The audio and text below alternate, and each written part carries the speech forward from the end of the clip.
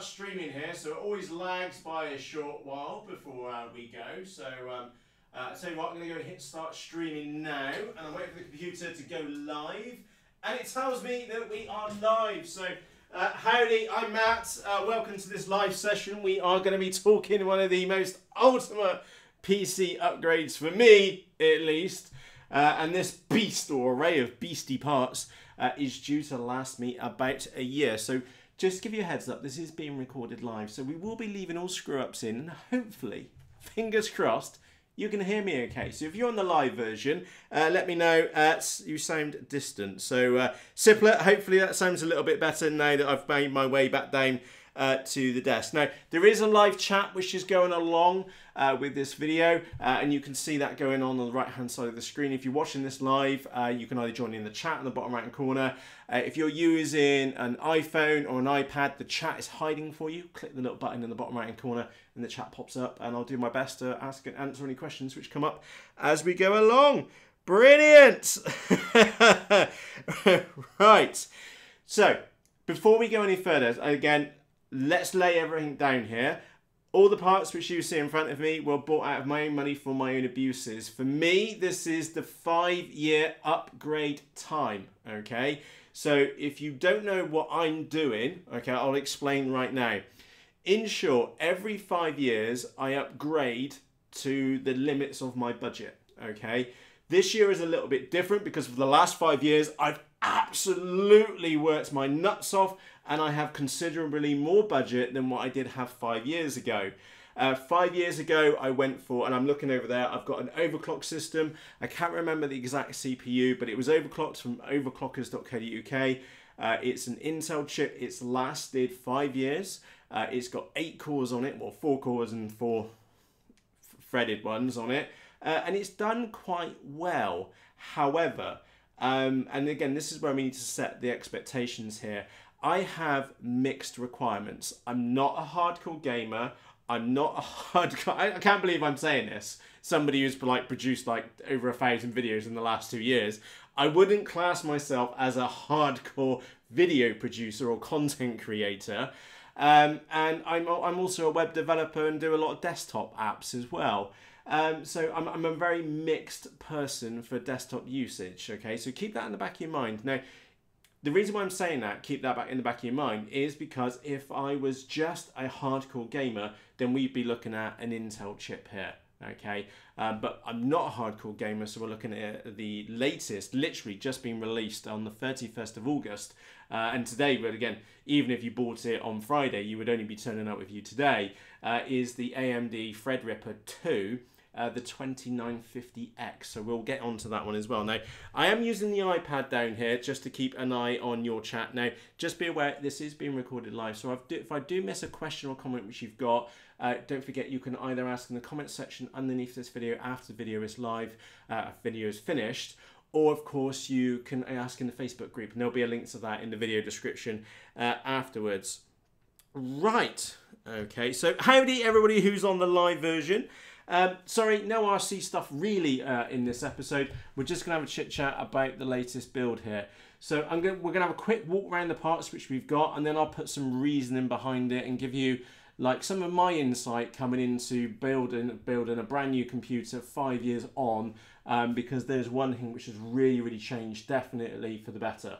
Okay, so we've got the Asus Zenith Extreme motherboard. That's 500 quid. We have the AMD 2950X processor. Literally only well, on Friday it was released. Even if you bought it on Friday, you would only turn up yesterday at the very earliest. I think I'm one of the first in the UK to get my hands on one of these, like bought hands-on, not like review version. We got 32 gigs of RAM. We got the Samsung M.2 drive, the 1TB version. That's the 970 Pro. We got a mouse, which was a bit of an ad hoc purchase. We'll talk about that one a little bit later. Shock horror. There was a big conversation in the Facebook group. I've been and bought an 1080 Ti. Matt, why have you been and bought a 1080 Ti when Nvidia are bringing out the 20XX series? We'll discuss that in a few moments. We've got a LeadX power supply over there, which weighs an absolute ton. And we've got a bit of an oddity here, which is the TR4 NMAX Liquidtech all-in-one cooler, liquid cooler. And that is the only unknown or part which I have here on the desk, which I don't have 100% confidence in, and I'll explain why that is very shortly. Okay. So I just seen Sinks on there comment in the chat. Okay, so I tell you what. So as I mentioned, I have mixed requirements. Okay, I'm not a hardcore gamer. I'm not a hardcore content creator. I do a lot of desktop work. And I do a mix of things, and keep that in the back of your mind, because like I said, if I was a hardcore gamer, we'd be looking at an Intel chip here, just because they can run at higher frequencies, and paired with, say, like a TI card, for example, that's where you're going to get the maximum return on investment. Okay. Now, the one thing which has shocked me, or the biggest thing which has changed in the whole arena of computers in the last 5 years, is one thing, and it's one thing of special note. Okay, now I've not been in here and opened this up yet, and again, I did record a version offline, and then I thought, hey, I'll do it online and we'll just do this live together, because I want to have a look at some of these parts, and I've not been and seen them yet, so you're going to get my honest opinions as we work our way through them. Now, there is a camera above us, so we'll take a look at these. I literally drove from Bristolia to Manchester today, and then I drove from Manchester, Oldham, which is even further on, and then I drove from Oldham to Stafford to Overclockers, where I bought these items, and then drove back to Bristol. So Matt has been like 12 and 1/4-year-olds all day. So I'm just quickly going to earth myself on the radiator, and there we go. Right, okay, I'm just going to put my thumb in there for comparison. You'll see that up there. That is an M.2 drive. Now, this is the thing, and by the way, you're looking at 400 quid's worth there, okay? That one thing, that one little card, okay, is 1 terabyte. It's the 970 Pro. That is 3,500 megabits read and 2,400 megabits write. Something insane. And we're talking megabytes per second. Absolutely crazy numbers.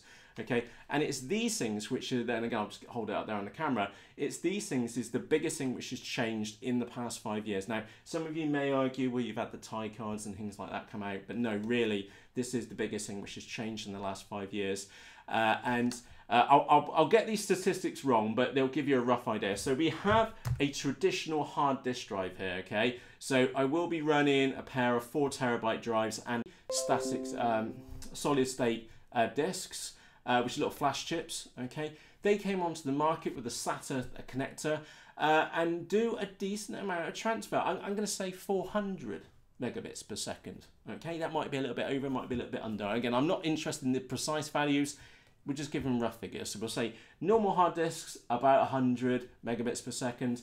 SSD drives, about 400. So we'll say about 4 times faster. That's why everybody over the last couple of years have been upgrading their laptops and their computers to stick an SSD drive in there, because it's 4 times faster, okay? And that's real life faster as well. Windows boots super quick. I'm using an SSD drive on my computer over there. They're expensive. Ish, okay, so about 1 terabyte drive is about 200 quid, give or take, whatever, and the speed's quite quick. However, these M.2 drives are an order of magnitude faster. So we've said that the SSD disks are about 400 megabits per second. These are up to 3,500 megabits per second.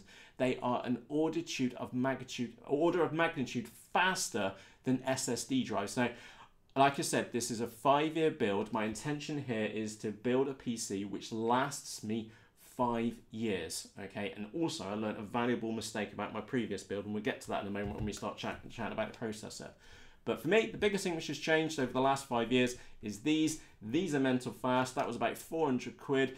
It is the Pro version. Now, there is an Evo. There's the 960. There's an 850, which you can still get. There's other brands which you can buy other than the Samsung M.2 drives. The reason why I've gone for this one, and the reason why I've paid the extra premium from the Pro version, is because the amount of data which they guarantee for the warranty on this one. This one has like more than, I think it's about 4 times the amount of data you can shift on this one and still be in their warranty on that drive. So for me, as a mixed user, gamer, content creator, desktop editor, developer, that's absolutely fantastic. And again, for me, for the main drive to go down on my computer would be catastrophic. Things would grind to a halt. Obviously, we keep backups, etc., but you kind of get my point here. So I've paid a premium as a semi-insurance policy that hopefully doesn't go pear in 5 years.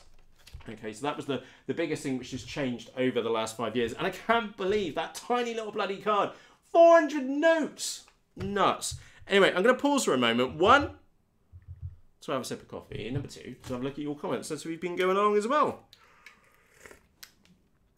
Pete Wright says, SSD, you kick yourself for not getting one sooner. Pete, I've had SSDs for ages. I had one of the earlier ones is when they've come out. I'm running a pair of terabyte discs at the moment. Crucial ones. Been absolutely brilliant, to say the least. James is actually putting it, you'll see that in the chat line, why don't you raid M.2s? Now, if you do, type that into YouTube, obviously after this live event, there's a couple of guys which have put these things in raid. The performance on them is just insane. However, James, these things are twice the price of an SSD disk, okay? I would have to have a very special use case for sticking two of those in RAID, say naught for example, and just reaping and ragging the nuts off them to get maximum performance out of them. I'm not willing to spend 800 quid to do that. But I again look at connectors or sockets, okay? So I was going to use that one from my main, and then later on, if I need it, I can upgrade to maybe another 2 terabytes of M.2 storage if I wanted to, and maybe do some form of RAID in there. So really good question, James, by the way. Really good question. So have a quick look. Morning View says, can I run an 8-point side nickel metal hydride in my original Traxxas motor gets stupid hot? Yeah, I get that on mine as well. Oh, no idea on a Traxxas Rustler. I've got a HBI Bullet, and I run that on 2S, that's alright. But no idea on that actual model itself, sorry fella. Joe says, SSD only gets Samsung. I've gone Crucial. I've got a really good history of Crucial. They've been very reliable. For me, personally, and again, the amount of use which I've given them, they have worked very well. Joe says, I have NVMe and free SSD, much cooler. Yeah, one thing you need to be aware of, these do like to run hot. Okay, actually there was a discussion, I've spent the last month researching this build, okay? And there is actually a discussion about the longevity of the NVMe chips. These things do like to run warm. You shouldn't run them super cold, okay? They need to run warm, and they last longer, about twice as long in one of the videos which I was watching, okay? So we'll put all that to one side. Let's have a quick look. Yes, Pete, there, your board, there, the motherboard does have 3 things on there. Right, let's move to the next one. So that was the thing which is the biggest thing which has changed in the last 5 years. M.2 drives, crazy fast, twice as expensive as an SSD, but an order of magnitude faster than ever before. So yeah, if you like a fast machine, M.2 drives are almost a necessity now, okay? Right, let's move on to the actual processor itself. Now, this processor, like I said, only came out on Friday, the 31st of August. And this is the AMD Threadripper 2. It's the 2950X processor. This processor I don't know if you can see this. In fact, unfortunately, it's moved around in the box. But it's in there. And well, I'll tell you what, we're live. This was the point of me doing this live. We're going to get this thing open. So I'm going to rip here. And we'll take a look at it. The processor itself it's got 4,096 pins on the back of it. It is an absolutely whopping, great big, huge processor, to say the least. So also this processor was not cheap. Okay, it was £849. Not cheap. We'll get to why I have gone for this processor in just a moment. Again, I'm just going to grind myself out in the radiator because I don't want to be manhandling this chip. Right, there we go. we'll put that up there, and you'll see on that top camera, that's 4,096 pins on the bottom, well, pads on the bottom of there. It even comes with this strange connector, which mine's moved around in its packaging. Again, you can tell that this isn't one of the ones which has been sent as freebies for review, like I've seen many videos on YouTube of, because mine's, you saw it in the box, it wasn't perfect, and I've literally just cut the seam on mine to get it open. So that is the AMD Threadripper. This board, or that CPU, sports 16 CPU cores with, and when you set it up as hyper-threading, gives us 32 processor cores, which is just absolutely insane. One of my frustrations currently, or has been recently, has been over video rendering. So right now when I render a video, is that basically my main desktop gets locked up for 30 minutes, an hour, which means I can't be productive on that computer and it's got 8 cores, and with a CPU like this, which has got 16 cores and 32 threads, need to get the technical terms right here, means that I could be rendering a video, playing games and watching a video at the same time, all off the same thing, and they would all run perfectly fine. That is why so many cores and threads allows you to do. That's one of the beauties of multi-threads. Okay, now obviously there is a limit. Okay, it would be special circumstances where again, there's another process above this, which is the AMD 2950X, which has got 32 cores or 64 threads, which is just insane. For about twice as much money. It's about 1,680 quid, I think, in today's prices. Absolutely nuts. And the reason why I've gone for this processor and why I've waited is because this is the version 2. It gives us about 30% more power, processing power, compared to the 1950X. Like I said, I've done quite a bit of research on this one. And I've waited literally for a month. I've been working all the parts out and stuff. For this one to come out. It's literally come out in the last couple of days, so that's why I've gone for this one. And the thing is that this motherboard, which is the Asus Zenith Extreme, supports not only this brand new 2950 chip with the 16 cores, 32 threads, it also supports the bigger processor, which is the 2990WX, which is the 32 core, 64 thread monster processor. So at a later date, like what I'm stuck with right now is over there, is that I've got a computer which works really, really well. It's overclocked to 4.5 gigahertz across all 8 cores. It's worked really well, and it's probably going to continue to work it's already been running great for the last 5 years. I'm sure it's probably got another 5 years in it. But the thing is that it's now becoming a bottleneck, okay? And I can't upgrade that motherboard. Well, for me, it's like a dead end, basically. I can upgrade the processor, but then I only get 2 more cores for that, and it costs me 250 quid, and then I have to find a stable overclock and things like that. It just gets all complicated, so I've decided that computer, it's over 5 years old, it's a dead end now, whereas this one, I've learnt my lesson. With that computer, I don't have an upgrade strategy. This one, I do. If, for whatever reason, I feel insane later in the future, or basically the big processor, the nut crazy one, turns up for stupid silly, like super cheap, in 5 years' time, I could grab one and slap it straight into this motherboard, and then I would have 32 processor cores or 64 threads. It would be insane. So, yeah. Also, to put this into perspective, if I wanted an Intel almost like-for-like version, I would be paying £1,600 plus for the Intel version. Again, it does have 2 more cores on it, and I can't remember the exact chip off the top of my head. Basically, it got to a stage where it got ruled out. AMD is literally, and I remember reading an article literally only just yesterday saying AMD for desktop processors have just overtaken Intel. They've been creeping up to Intel for a very, very long period of time. Then those of you which don't know the background to this, basically Intel have run into issues with their new smaller 7 nanometer processors. They've not managed to refine that. There's been heads rolling over at Intel, and they've been getting a lot of grief, say from the stock market and things like that. about not being able to keep up with AMD. And basically, if AMD have just come out and just released beastie chips like this, and I mean, it's insane, 16 processor cores, 32 threads for £850, about $1,000.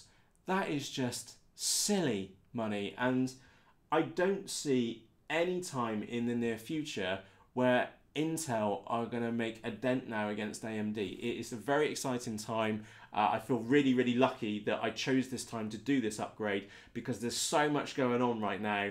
And one of the coolest things, which I'm glad that I can say, because you always want to go for, or you kind of want to go for the underdog, don't you? And AMD has been the underdog for years. But they've been creeping there, they've been fighting it through, and they have released chips like the 2950X, which is just insane. So, sorry, as you can tell, I'm very excited about this new build, because I've done my research. I'm really genuinely looking forward to it. And cost per core, that cannot really be, is almost unparalleled. And those of you which are on a budget, don't think that you need to spend 850 quid for a crazy processor like that, because the new version 2 Threadripper lines come out. Is that they're basically AMD have dropped the pricing on the previous processors as well. So you can pick up like a 1950X, which is the version before this, for about $100, $200 cheaper. And of course, there's like 1700s. There's plenty of these AMD chips kicking around, and value for money is just insane. So if you just wanted a cheaper desktop PC for light gaming, for example, then AMD really kind of like no-brainer for cost per core is really right up there. Anyway, I need to calm myself down. I'm going to take a... like I said, I'm really excited to get into this. I am going to pause for a moment to read some of your questions as well. Let's have a quick look. Oh, yeah, some of you may have noticed the big logo here in the background. We'll discuss that at a later date. All I'm going to say is a big thumbs up to Andy, and just look at the freaking size of it. It's massive, to say the least. Let's have a quick look. James says, AMD is better for raw power on cores if you don't want to spend over £1,000. Absolutely. That was where my absolute limit was on there. Howdy Joe, by the way. iForce2D says, set your render to ideal priority or limit the cores it can use. If it lets you, mine does. I'm not noticed that locking up my computer though.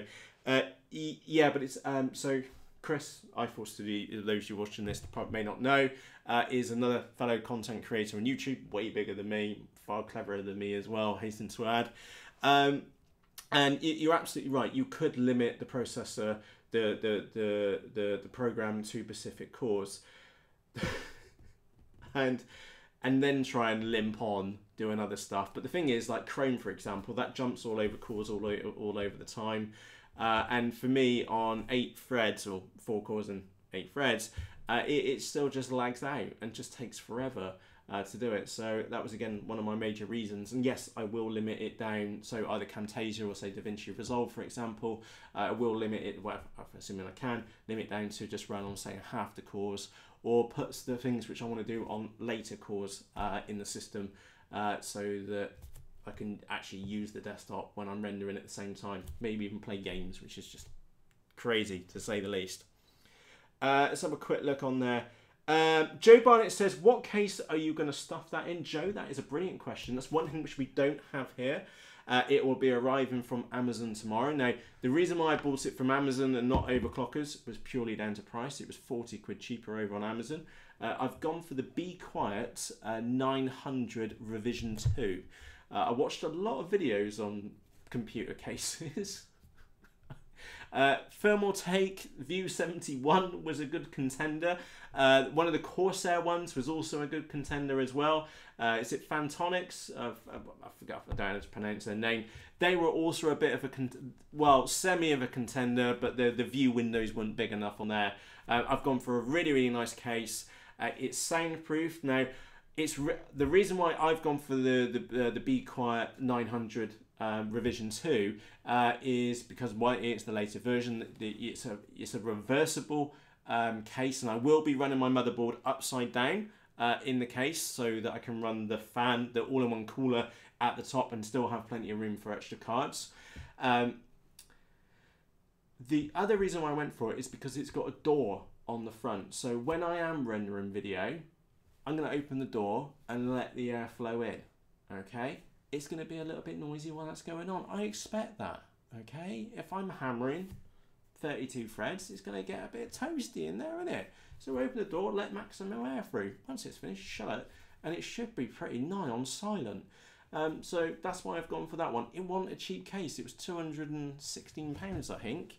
But from all the videos which I watched of people doing case reviews, that did look like the best one, and also the most versatile one of them all. Even the whole frame, when you take all the parts out, was still very rigid. There were some very, very good things to say about that Be Quiet case. So yeah, Joe, great question. That's the one which I've gone for. It will be here tomorrow. I've gone for the orange one. Pete Wright says, do you not GPU render? No, Pete, GPUs are normally only used in the preview stages within the actual editor for itself. The rendering is then done on the actual processor cores. Okay, it varies from software to software. Okay, but generally speaking, the GPU is only used to do like thumbnails or preview images within an editor itself, and then the GPU isn't used when it comes to rendering, if I remember correctly, but it does vary on the software. Good question, by the way. Sorry, the red goes on there. Let's have a quick look. Edoras says, 2950, really? Do you use other programs that will be power up other than video editing? I think the 2800X would be more powerful for you. I don't see what GPU you will use, so we'll get to the 1080 Ti card in just a moment. The 2800X isn't out yet, to my knowledge. The 2950 is out. There are other versions. There's a 2750X coming out in October. But to be honest, I want it now. That was the chip which I wanted, and that's the one which I've gone for. So it's great that I could have it right now. And Edmund, thank you. DaVinci Resolve 3 will use GPU for both final and preview. Thank you, sir. Didn't realise that one. Brilliant one. Anyway, that one's bonkers fast, so that's the reason why I've gone for that one. Right, let's get on to the next hot topic. Okay, there's a lot of controversy out there right now. Like I said, I've done quite a bit of research lately, and some of you, like Pete, for example, are going to go, Matt, you're bonkers. Why have you been and bought a 1080 Ti card when Nvidia are going to be releasing ray tracing? Great question, Pete. Now, here's the thing, is that, I'll tell you what, I'm going to move this to one side, because I want to have a look myself, okay? And that was the point of doing this live, is that we can have a chit-chat, and we can chat about some of the background to this, and try and understand some of the purchasing decisions which I've made for some of these items. But also for you to take a look at it as well, because for me, this is once in a 5-year lifetime. And hey, look, being a YouTuber, screw it. What's the unboxings on YouTube, you know? It's just the way it is. Anyway, let's go and take a look at this card. Now, this was the only thing which I had to barter with over at Overclockers, as in that yesterday evening, this card was £698.99. And then when I went on the website this morning, the day after, the price had changed to £739.99, which is about market average, to be honest. This one was 40 quid underpriced compared to other sites which I was looking at. So also to get to Pete's comment about, Matt, what, hang on, sorry, I've missed the point. I do apologise. What's happened is the GeForce cards, the 1080 series, or 10 series, has been out for about 2 years now, okay, from Nvidia. And basically, Nvidia rule the graphics card market. AMD are just so far behind, it's unreal. They're not going to be a contender like 2022, you know. Okay, so as far as graphic cards go, for the desktop consumer, Nvidia are the guys to go to. Okay, and the 1080 Ti card is just insane. Well proven, crazy frame rates, etc, etc. Now, what's happened in the last week or so is Nvidia have just been and released and did like an hour-and-a-half chat, a not very good one if I'm honest, okay, from their CEO, about the new cards which are being released, and they're called RTX. So these are GTXs, and the new cards are going to be called RTX for ray tracing. Now, as far as I can tell, most fellow content creators on YouTube and consumers are not buying what Nvidia are saying. Okay, that's my own personal opinion here, is that I do appreciate that it's a chicken and egg scenario. Ray tracing allows much greater detail for shadows, and basically if you think about a photon of light, I've got some lamps here, the photons are bouncing towards me and then disappearing across all around the room, okay? And that's what ray tracing is trying to emulate. It's trying to take the light source and the photons and they're hitting a thing and then bouncing off all over, and it's trying to calculate that in real time. So it has the potential to give you crazy quality graphics, something which we haven't really been fortunate to see, really, and it is definitely an emerging technology. And that's the thing, it's a chicken and egg scenario. Without the hardware, developers are not going to create the software to take advantage of that. And that's the thing, and that goes back to Pete's question, Matt, why have you gone for a 1080 Ti card rather than holding out for the RTX cards, or the ones which will come out only literally in, say, 2 weeks' time? Is because, frankly, I sniff bullshit. And I'm not going to wait. I'm not going to wait. But not even going to wait 2 weeks. I've already waited several weeks to get this build out for that processor to turn up. And I'm not particularly sold. I watched the majority of the live presentation along with Brett from UFD.tech, another much bigger YouTube channel. And I'm not buying it. And the other thing is as well, is that I don't think other people are buying it either. Okay, this new ray tracing technology. And the reason why I can say that is because just before the release of the new RTX cards for pre-order, all the e-commerce companies, at least in the UK anyway, started dropping their prices on the GTX 1080 cards. Okay, genuinely across the board, people were discounting them all over the place. Okay, on the premise that Nvidia were going to be releasing these all singing brand new cards, they were going to give us 30% more everything. And the thing is that all the prices have gone back up. In some cases, gone up beyond what they were before. So that kind of tells me that's not the vendors putting the prices up to make as much money out of the cards as they go to end of life. I think that's the prices have gone up because the market is basically going, we're not really sold on RTXs. Instead, let's stick around with the GTX cards. Now, that's my own personal opinion. I don't want to bore you anymore with that. So, yeah, Pete, to answer your question, I'm not sold on RTX. Remember, this is a 5-year build for me. Will this graphics card be able to manage 3 4K screens at full resolution? And the answer is yes, it will be able to do that. Obviously, if I'm playing games 1 in 4K and watching 2 videos in 4K on the other 2 screens, this thing is going to get rather toasty, okay? And I may be pushing it to its limits and maybe a little bit further, okay, than I should.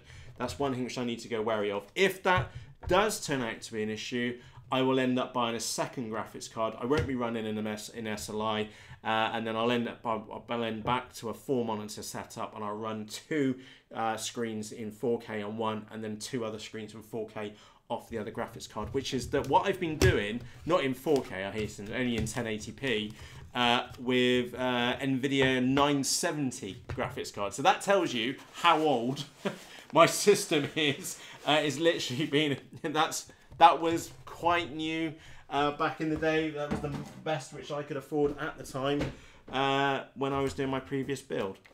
So I wonder what we got in here. So you have to excuse me. You've seen me unbox this. It's the first time I've seen it. We get 2 great big stickers in there. We get yeah, great, a poster. This one was the slightly more expensive board. The reason why it was slightly more expensive is because the chips which are in it have been tested for overclockability, if that's even a word. Really nice packaging. Again, I'm just grounding myself off on the radiator behind me. I've got no idea what we got in here. What on earth is that?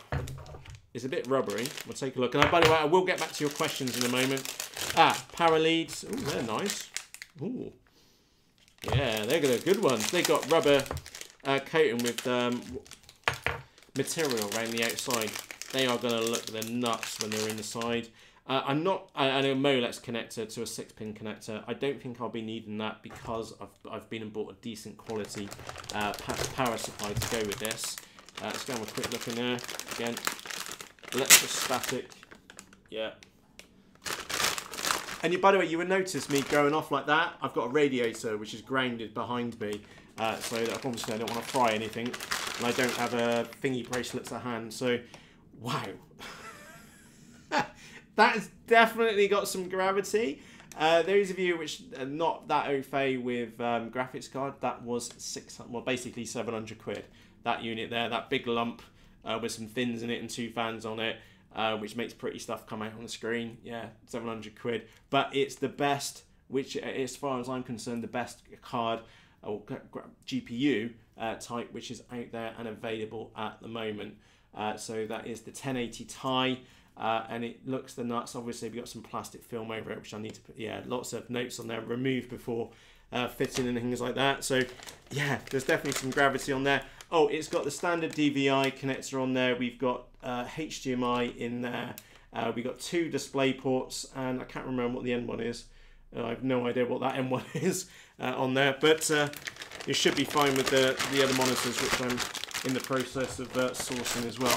Like I said, 5-year upgrade, and I'm at the limit of what I can, what I'm going to be choosing for this build. So that's the EVGA 1080 Ti graphics cards. Now, again, I'm going to pause for a quick sip of coffee a mo, and we'll take a look at your comments as they've been coming in as well. Andy says, will it run Windows 98? Probably not, unfortunately. But I did see an article a couple of days ago. Those of you which remember Windows 95, there is an emulator which you can run Windows 95 in. It doesn't have any networking ability to it, but if you were a Windows 95 fan, of those of you which ever saw that, I always remember my brother when I was tiny. He had a Windows 95 computer. There is an emulator out there for the Windows 95 system. Just stick it in the Googler. Very, very, very cool. Address says RTX will be 20 to 30% Pro, 2070-ish power. Yeah, I'm not. There's no benchmarks out there for the RTX series. I'm not buying it. I don't think they're worth over £1,000. They were £1,099 on the Nvidia launch. There's been other cards which have come out as well since slightly cheaper. But to be brutally honest, I'm not buying the ray tracing theme. I don't personally. I'm expecting to see, say, like maybe a 10% increase in performance compared to the GTX series. I might get proven wrong, but I tell you what, I'm not spending a grand on a graphics card. I'm going to spend 700 quid, and if I need a second one, I've got a little bit of budget left over to do that. So yeah, we will find out in the next couple of weeks. There's a big hoo-ha at the moment about what these new graphics cards are going to be like from Nvidia. I'm not willing to bet my own money on those ray tracing cards. So that's a curious one. Again, remember, this is one of those curiosities, which is that I've over the past month or more, I've watched lots of people's videos from very big channels, and keeping the back in, they all got products for free, which is great for them. Happy days, they're able to create very, very good content. But from my point of view, these were actually bought out of my own money. Okay, keep that in the back of your mind. And that's why I've made certain decisions over certain items, such as the Ti card. It is proven to be a very, very good card, an excellent value for money. And I've got to look at that as a consumer and go, that is the best which is out there. And I'm not willing to bet, even on 2 weeks' time, for a graphics card which could be a bit iffy, to say the least. So great, go on there. For on there. Let's have a look. Right. Yes, Joe says, let the early adopter lead. Absolutely. So I'm not an early adopter for this. Well, graphics card anyway. Processor, yes. Literally, that's only just been released.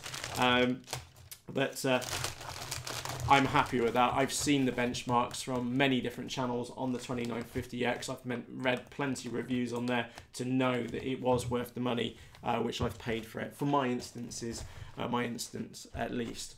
Right, there's one other thing which I'm going to quickly cover. I have gone for the T-Force, that is 32 gigs of RAM. The timings on this is 14, 14, 14, 34. That is DDR 3200 megahertz. That is 420 quid, which you're looking at there.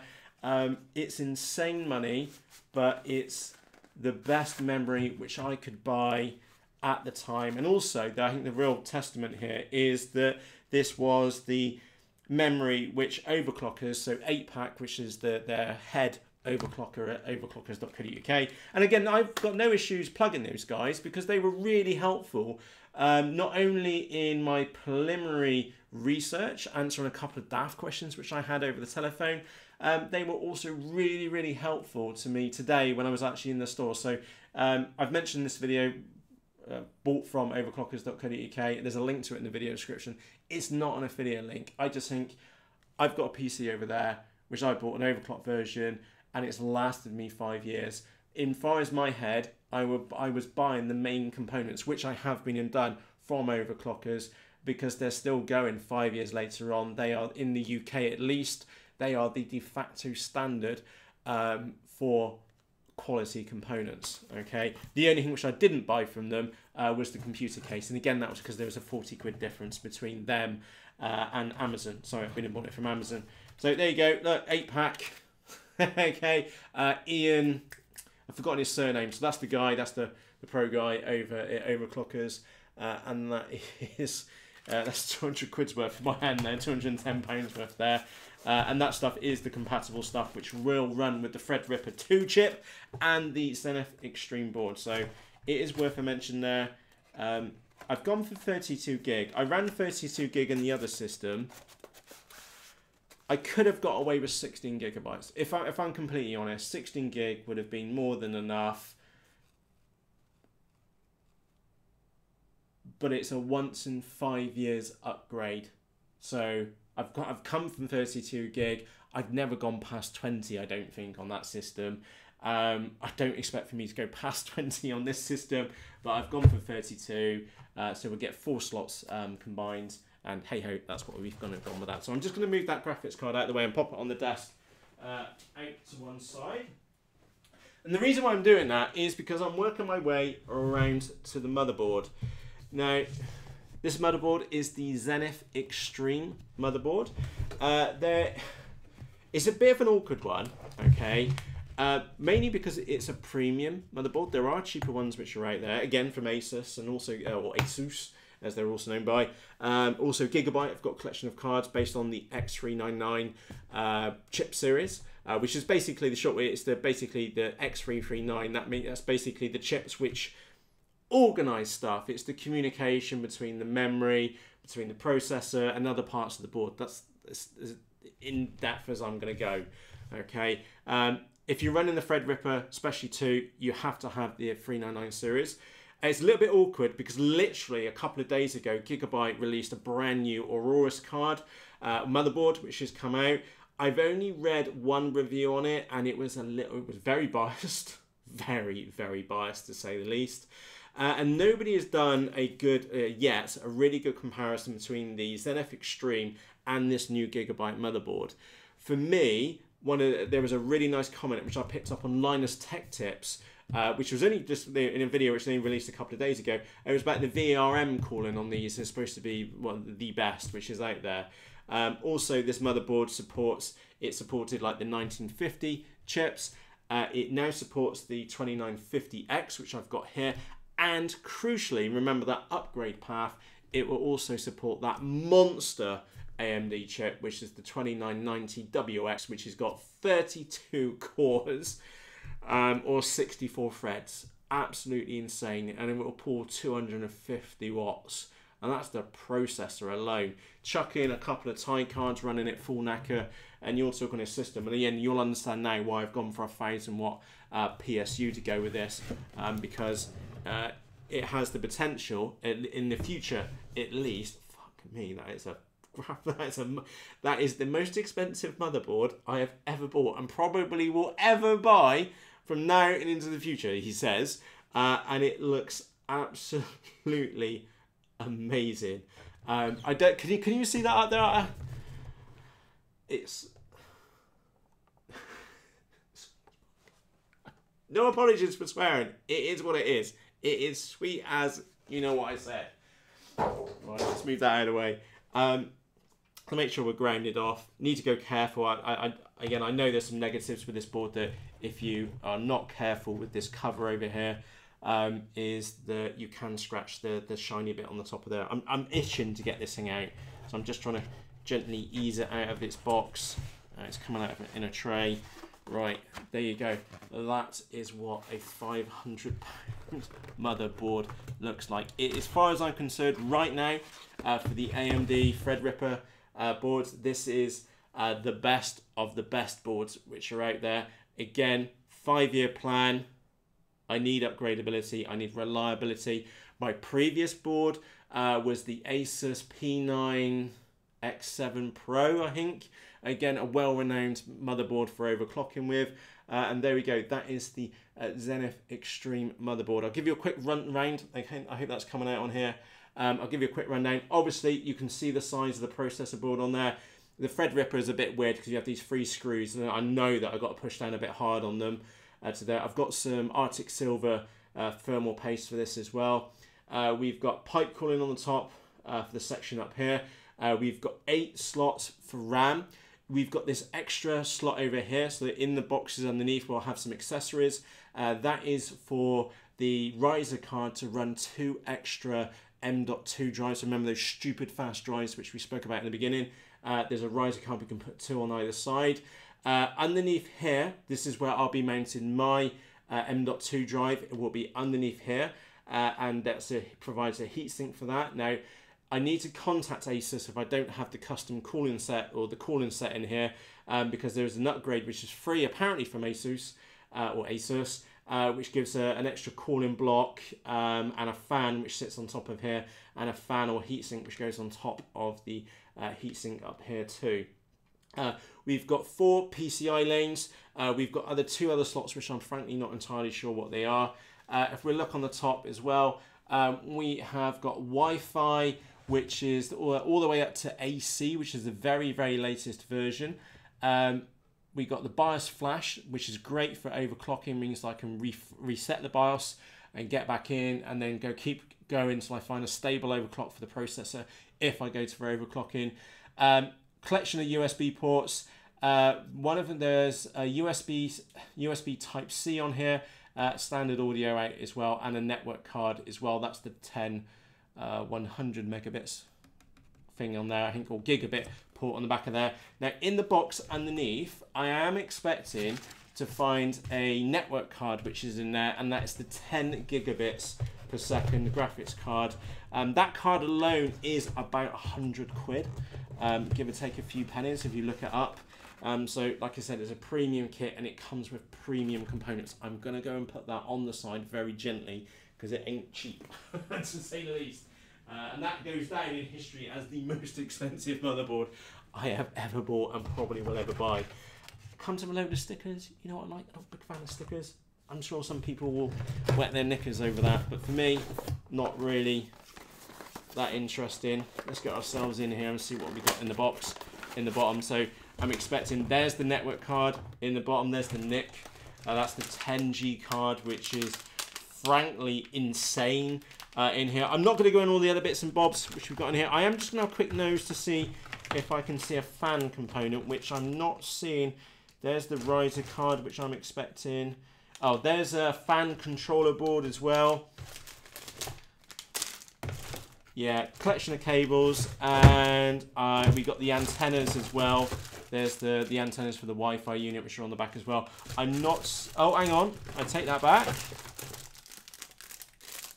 That might be the custom cooling bracket. I need to look at that in more detail. I'll do that on my own time afterwards. I was looking for a fan as well on top of the riser card for the extra M.2 drives. Is that there was a little fan mount on top as well. So I'll look for that box properly, and if not, I'll just get in contact with Asus because I know that's the process which we need to go through. So that was the Asus Zenith Extreme. Absolutely freaking crazy motherboard.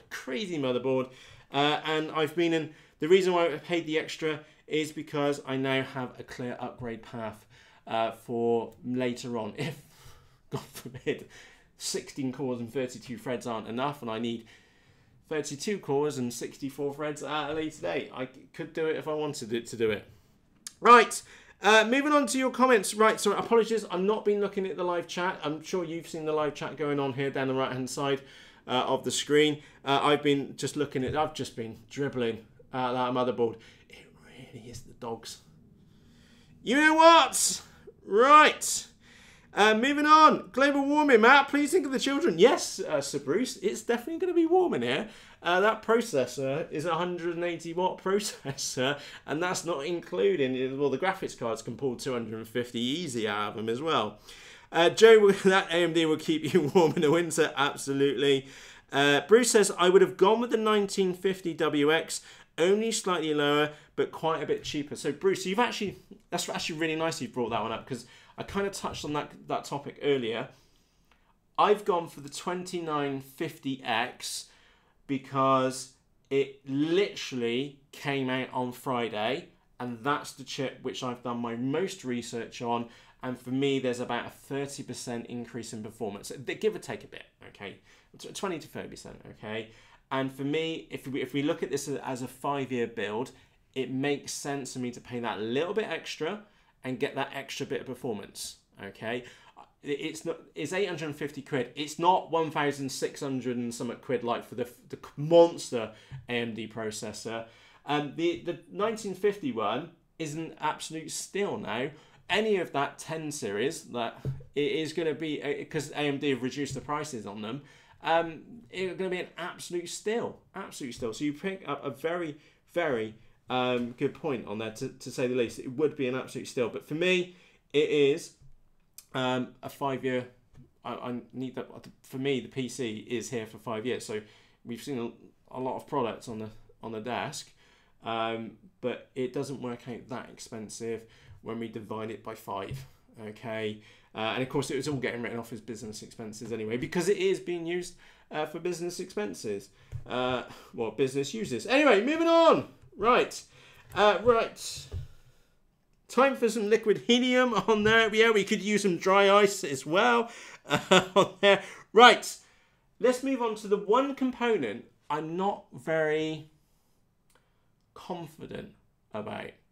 Now, the reason, well, let me explain this, okay? We're dealing with a 180 watt CPU.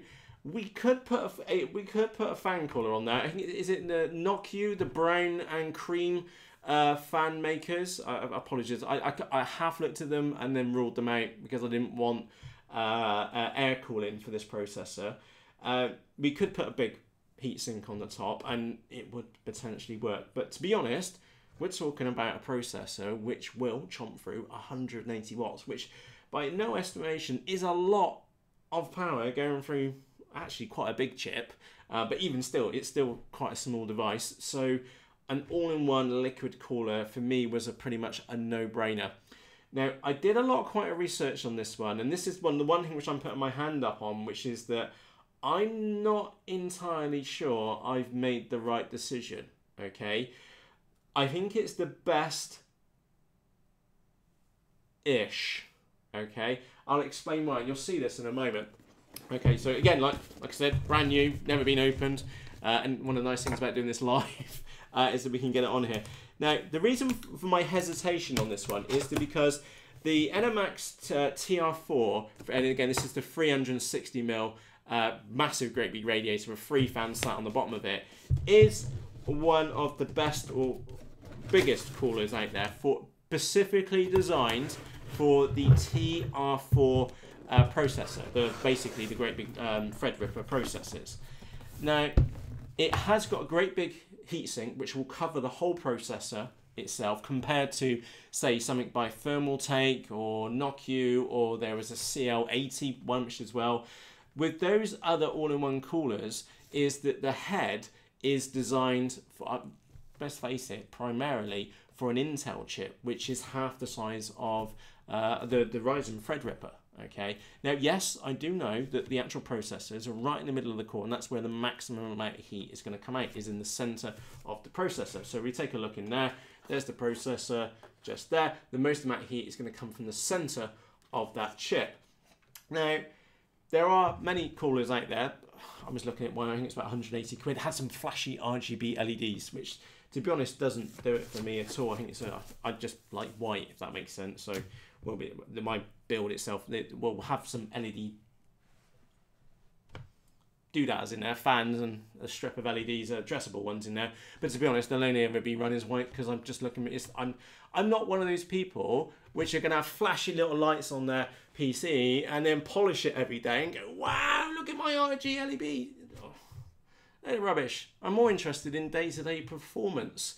Hence why I went for that Be Quiet case, is because I can open the door when I'm giving it full knacker, and then once it's finished doing what it's doing, I can close it up again. So anyway, coming back to my point, need some serious cooling for it. Now, the guys over at overclockers.co.uk, they, on their big builds, are using this cooler, okay? So I'm going to get this one out, and look at the bloody size of it. There is some serious gravity in that head. Can you see the size of it up there? Look, it's like as big as my hand. That's going to cover the entire processor. It has been specifically designed for the AMD chips, and this is the NMAX TR4 360mm cooler. So you can just look at the sheer size of that on there, and there's a protective cover, and we got the fan motor, yeah, the thingy drive for that off one side. Is absolutely massive, and then we got a great big, and again, I need to go careful with this because it's going to get sat on an expensive CPU, so I'm just going to put that over there to one side. Now, it is the only properly dedicated all-in-one cooler on the market, which I could find from doing my own research. However, there is a big question mark around the reliability. Wow, that looks cool. It's like an oil cooler from a car. Probably was an oil cooler from a car. Yeah. Look at that. That is absolutely amazing. There we go. This cost £150. It looks like it was £150 well spent, just looking at the quality of the cooler there. And obviously we need to make the fans on there as well. Now, the reason why I've got hesitation over this is because, on one hand, the guys over at Overclockers, who are overclocking AMD chips all day long, okay, they recommend and sell this cooler with their bundles, okay, so that's a positive, that's a plus sign for this kit. However, when you start doing your research online, this is the only dedicated TR4 all-in-one cooler, which I could find at least, okay, is that when you start doing your research, there is a big question mark about the long-term reliability of these units. Specifically, the easiest place for you to find such comments is over on Amazon.com. And there are a raft of comments from about 6 or 7 people who have had these coolers for a period of time. And while they say in the beginning they provide the coolest cooling, they provide the maximum amount of cooling for noise, many other reviews confirm that as well, from multitude of different reviews which I've watched and read. But the one thing which you're missing from like the commercial guys, the guys which are creating the videos on YouTube, is that the long-term reviews, and that's why it's popped up. And again, Amazon's the easiest place for me to tell you, go and have a look. There's a lot of reviews on this one where they're saying it's great to begin with, but 6 months on later, it's either leaked or the temperatures have just been arisen. So this is the only component of this build. Again, it's basically going to last 5 years, which I have a big ass question mark around over its longevity. I'm not entirely sold on that one. Fingers crossed, touch wood, things are going to be good. I hopefully bought a peachy one. It's going to last 5 years. It's all going to be hunky-dory. I may need to change it after 2 or something like that. But what I will be doing, because I'm not entirely sold on this cooler, is that I will be benchmarking it as soon as we get everything stable. Okay, and I'll be keep benchmarking it and keeping a very close eye on heat. Okay, now obviously 6 months later, I'll need to, we'll allow it a couple of degrees for dust build-up, okay? Things have got more worn in, you know? We're going to allow it, say, 5 degrees, okay? But if I start seeing those temperatures starting to increase, okay, for no other reason, so we're assuming all the fans are in exactly the same setup, etc., which they should be, is that this thing will get sent back, okay? So this is the only thing which I have doubts about for this new PC build, which is the NMAX Liquidtech TR4, okay? And that's just, if you look on the Amazon reviews, it's very blatant from what people have said on there. On the other hand, like I said, overclockers are using that in their performance, their overclock bundles. There are a lot of positive people saying things about this, but when you start digging deeper and then you start digging into forums and things like that, there is a question mark about the reliability to these. So there was also a comment which I picked up, and I don't know if this is true or not. NMAX have apparently got a history of first run products being very, very good, and later runs they start cheapening items out and they're not as good quality as what the first run were. So I'm taking a bit of a gamble on this one. The reason why I went for it in the end, knowing what I know, is because of that huge, great big heatsink which sits and covers the whole processor chip. It was that or go into an air cooler, and I wasn't prepared to go for an air cooler. So yeah, that's the Liquidtech TR4, the only thing which I've got doubts about. So I'm going to pop that on the site, and I am going to jump back to your questions as well and comments. I'm going to quickly pop the cover back on that motherboard because it's absolutely insane, to say the least. And we've got one other thing just to quickly cover, which is, well, two actually, a mouse and a power supply as well. So let's just get ourselves logged back in, and we'll pause for a moment for me to take a quick sip, and we'll take a look at your comments as well. Do remember, if you're watching this, this is being recorded live, so we're leaving all screw-ups in. And obviously, if you've been asked a question or had a comment about something and I've missed it, I do apologise. Remember, you can either ask in the comment section underneath this video once we're offline, or you can nip across to the Facebook group, and there'll be a link to that in the video description afterwards. Right. Division says my stupid HP notebook is crap. It probably is. Let's have a quick look. Bruce says I'm using an i7 8700 with a GTX 1060 and can handle 30 frames per second at 4K in real time. Render speeds are real time as well. Yeah, mine's no longer real time. Mine's overclocked. I can't remember what processor I got in there. It's overclocked to 4.5 gigahertz as well. Huge, great big cooler on top of it, and it's definitely not real time. And 4K is a long time to say the least. Right, quickly on there, on your chat. Mini James Jake, brilliant one. Possibly late to the party, but doesn't Corsair or NZXT make a liquid cooler large enough for the Threadripper? They do say, and according to AMD, they are compatible. So Jake, very good question. Okay, AMD do say that they are compatible. However, when you look closely, it is a universal head, so it's actually really designed for an Intel chip. But what they're saying is that with the modified mount is that it will fit on top of the Threadripper chip. Okay, and yes, I know that the majority of the heat is going to come from the center of the chip, and that will be fine. And I did seriously consider that it was the NZXT, that they had one, and there was a thermal take or thermal lake one as well, which I did look at too. But I've gone with the NMAX just purely because of that great big head which it's got on it. It covers the entire CPU, and that's the reason why I've gone that route. Time will only tell if that was the right decision or not. Like I said, that's the only part of this build where I've been a little bit uncomfortable with it. So, right, moving on, last thing. So, Jake, very, very good question. Right,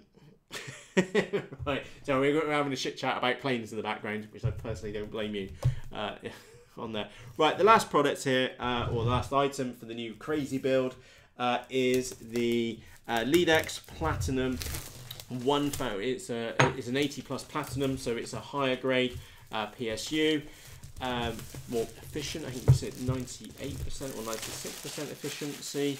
Some of you may be wondering or maybe asking or thinking to yourself, Matt, why didn't you go with, say, a Corsair, which are well renowned? And yes, over in the 5-year PC, which is the previous one, I used a Corsair power supply in it, and it's been absolutely, well, it's been flawless. I've had 0 issues with it, to be frankly honest, which is obviously what you want to have a power supply. But on the other hand, is that I had the LeadX suggested to me by the team over at Overclockers, and they said it was very good. The guy, Rich, I think his name was, which was his name, so he runs one in his computer, and he's been very impressed with it. So I will take that recommendation. Okay, there was only a small price difference between this one and a Corsair for the same, well, very similar specifications. This was £199 no matter where you bought it. We'll call it 200 quid. The Corsair one was 250 quid on Overclockers or 220 quid off Amazon. Okay, so only 20 quid dearer. But like I said, I would take that recommendation from the chat there as a good one. And you can obviously see this is a premium product. Like, for goodness sake, we've got some bag of, looks... the amount of weight in there is just crazy. Loads of connection leads. It looks like they've provided us with a European connector, which is no biggie. We got loads of connectors on there, which is happy days. All nicely done. They're not, one thing which I'd say, they're not the snazzy, what do you call it, the wire, the material coated wires, but we do have the stretch tubes over the top of those, which will be more than fine. For what I'm going to be doing. So again, like I said, I'm not one of those people which are going to sit there and polish the PC every 5 minutes and look at his RGB lights. That's not what floats my boat. Performance is what floats my boat. So if it looks kind of good and it's of a good quality, then, and it works now for 5 years, I'm going to be a happy camper. Okay. It's come in some form of wash bag. Oh, one other thing which I did like about this PSU, it's such a small thing, is that all these units where you put the connectors in, and you may have noticed on here, we've got clear connectors on the end. I'll put that up on the top camera. Okay, there's LEDs in behind those connectors. So it would look absolutely, well, ridiculously cool if... Here's an irony for you. They've got LEDs built in, and it would look super cool, but nobody's actually ever going to see it because the PSU in the Be Quiet case, which I'm getting, which arrives tomorrow, is actually it's got a shroud on top of it, so you'll never see it. Hey ho. So what is it? So we got an auto when you got an eco. I don't know what the difference between those are. I probably should read the manual. To give you a heads up, it will dish out 1000 watts, 20 amps on the 3.3 rail, which is crazy, 20 amps on the 5 volt rail, 83 amps on the 12 volt rail, only half an amp on the -12, and 2.5 on the +5 SB, which I don't know what that is. Anyway, crazy, 1000 watts, nuts, 200 quid's worth. There's a lot of gravity in there. There was a video which I watched, and they'd actually taken this thing apart, and we looked at some of the components in there. I can see it. It's not, there's no point me really showing it up on the camera because you won't see it. But I can see inside the components look of a decent quality in there. So that's the power supply which I've gone for. That was the LeadX 80 plus platinum one, which was 200 notes, and it was only 20 quid cheaper than a Corsair one. But like I said, it came on the personal recommendation from one of the guys at Overclockers, and I found them to have really sound advice. The last thing which we're going to cover, which was just an ad hoc purchase while I was in there, it was the MX Master mouse, wireless mouse. I asked them what was the biggest mouse which you got, and they said that one. So I bought that one. That was the only impulse purchase which I had while I was there, which was pretty good because they had some really, really good kits. Anyway, the star of the show. AMD Threadripper 2950X, absolutely insane, literally just come out. 16 cores, 32 threads, 3.5 gigahertz. Was it? Yeah, 3.4 gigahertz up to 3.5 gigahertz up to 4.4 gigahertz per core. Absolutely crazy. 850 quid's worth for that alone. And of course, we looked at some of the other parts as well. So let's think about this for a moment. What can you take away from this video is that if you only take one thing away from this video, is that do your research. So when you're going to look to buy or even build a new computer, is do your research. Don't be in any rush at all. What looks like could be a limited time deal is probably a load of rubbish, and you'll probably be able to get it afterwards. Okay, don't ever rush into a computer build. And again, my biggest tip for you is always look for the long term when it comes to a primary PC. If you only have if you're in an office environment, I've got a shed thing down there, it's whatever, it's got an AMD processor in it, and it's even got the graphics card built into the processor. It was cheap, it's cheerful, and it works. Okay, if that's your requirements for a PC, get a mid-range, set yourself a budget, try and find the best things which you can for that budget, and then buy it. And again, if it breaks or you spill coffee on it, you're not going to cry too much about it. Okay, if it's just like a day-to-day office computer, 500 quid, job done, you know, straightforwards. However, if you're looking, again, I'm trying to give like different scenarios here. I've gone to an extreme with this new build. Okay, most of you aren't going to pay 850 quid for a new processor, and that's the thing. In my circumstances, I've learned that spending as much as I can sensibly afford, and then consider that the computer is going to be used for 5 years, allows me to go to the extremes and have a computer which is reliable, and it's going to be the best which I can have for me for a decent period of time. And again, one thing which I learned previously is that with the Intel chip which I've got over there, even though it's overclocked and it's done me really, really well up until today, or at least till tomorrow, till I get this lot built, heavily in price in the future, and maybe I'll be able to pick one up, scoop one up for 800 quid in a couple of years time, and that may be the only upgrade which I then need to do to that PC in the future. So I sincerely hope this video has been and helped you. And before I go and wrap up, let me just jump back to any questions. So give you a heads up, I will be wrapping up now. If you have any questions or comments about anything you've seen on any of the parts which I've been chosen, just for absolute clarity, like I said, all these parts were bought out of my own money for my own abuses. This isn't one of those reviews where we've got, oh look, we got this and it's out before it's even coming out in the shops. I've bought these because of the collective reviews and the time which I've personally spent on finding these items.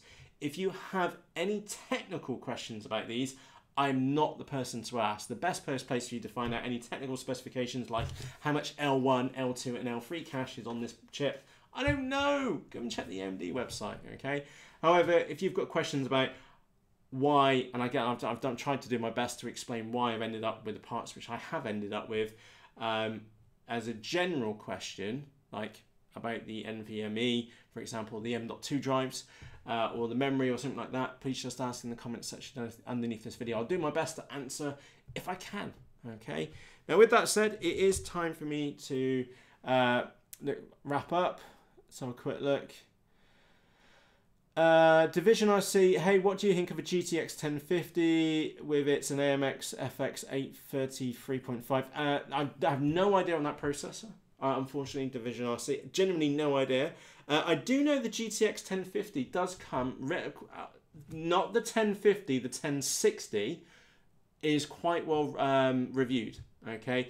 There was a budget build, and I forget the YouTube channel, there was a very, very recent budget build, and they went for the 1060 card, and it did have, for most games, great performance. Okay, it was only in like Tomb Raider or something like that where they ran into issues. So no idea on the processor, but I would go for the 1060 card again, just from watching what I've got on there, from what I've seen so far. So what are you going to be using it for? So Bruce, well, sorry, you're answering Division. I'll say that makes sense on there. Mickey Truelove, are you planning to run Magento on it? Yeah, I think Magento would just about get along with 32 threads for it to go on there. Right, what else we got on there? Adrian says, hi Matt, 5 years, really? Yes, really, 5 years. That's how, it's 5.5 years is the other PC. That's how long that PC has lasted. It's still going really, really strong today. and the missus is going to get a heck of an upgrade very, very shortly.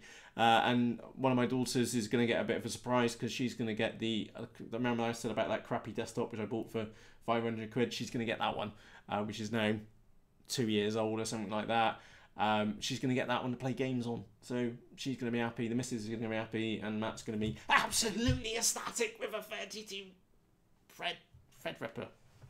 Nuts. And yes, I am being utterly serious. 5 years. I don't intend adding or tweaking anything major on this system for the next 5 years. Okay, I feel very, very happy for myself right now that I've done the research. I've bought the best which I can within my budget, and it's not been a cheap day at all. It has gone down on business expenses, which is the bright side, but the way which I'm looking at it is that whatever I've paid, it will get divided by 5, and over a 5-year period, it does work out as good value for money. Again, considering what I'm doing, I remember I'm a mixed user. I'm not a hardcore gamer. I'm not a hardcore editor or content creator-ish, and I do a lot of development work as well. So for me, that processor, that board, the whole combination for me gives me like the best around usage and longevity. Okay, like if you were a hardcore gamer, or if I was, like we said right back in the beginning, we'd be looking at an Intel chip here. Okay, there's no two ways about it. The best performance out there for gaming is the Intel chips because of the higher clock speeds. Okay, but for me, for the all-rounder, Ryzen Threadripper, absolute no-brainer. The cost per core is just so cheap. It's literally half the price compared to Intel chips. It's just nuts, to say the least. Mark says, when's the maiden? Hopefully tomorrow morning. As soon as Mr. Amazon turns up with the case, we'll start getting this thing built. I do have quite a bit of reading to do. I just need to check over on the motherboard and a few other bits as well, and I will just go for the manuals. Again, I've spent quite a bit of money today. It's not something which I want to screw up. So I will definitely be reading the manuals today. Let's have a quick look. Oh, Jake, my ridiculously expensive iMac back from 2011 runs 24/7 with no issue. I did buy a laptop last year. It was a Dell one. It was half the price of a MacBook Pro. And it's not twice as powerful. Crazy. I don't think I will ever own a Mac or an iMac or MacBook Pro ever. I'll own an iPad. I think they're very, very good. Never owned an iPhone. More of an Android mine on there. Let's have a quick look on there. Vince says, no flux capacitor. Going to be crap for time travel. Without automatic cores, anything is possible. Maybe even time travel.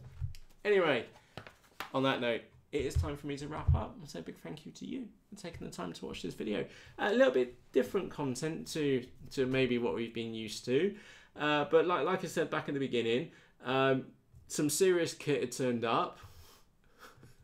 Why not a load of boxes? Or why not get one on YouTube and unbox them?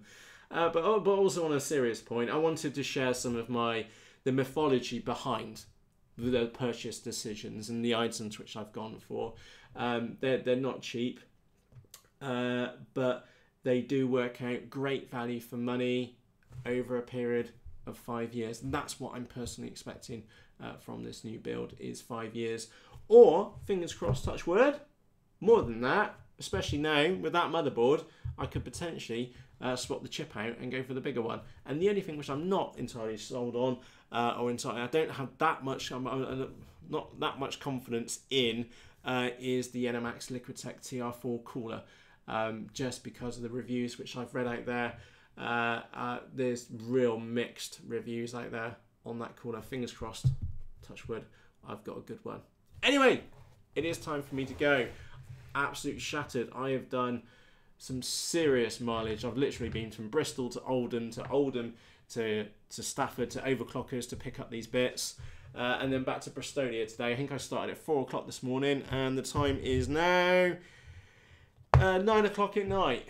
It's been a long old day, been a busy day. Got a lot of work to get on and get done. Hopefully, you'll start seeing a couple of videos in the near future. I do have an idea of a very cool project. You will find out about that in the next week or so. A little bit different. I've got a couple of models here which I need to recycle or rehome, as the case may be. But there's one or two which I'd like to recycle. So I'm going to be having to go in at a little bit of a fun project. Whether it works, nobody knows. You'll find out in the near future. Anyway, for myself, Matt, it is time for me to go. Thank you very much. I'm off now. I've got some manuals to read. I've got some motherboards just to sit there and drool over because they do look cool. For myself, Matt, thank you. I'm off now.